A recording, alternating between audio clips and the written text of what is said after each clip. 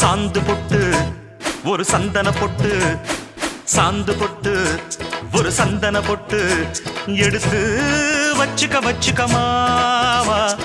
பூ முடிச்சு ஒரு சேலைய கட்டு, இனி நீ வெட்டிய கட்டிக்கலாமா. கம்பெடுத்தா சொல்லி அடிப்பேன், ஜல்லி காளையை போல் துள்ளி குதிப்பேன், ஒரு பம்பரமா சுத்தி அடிப்பேன்.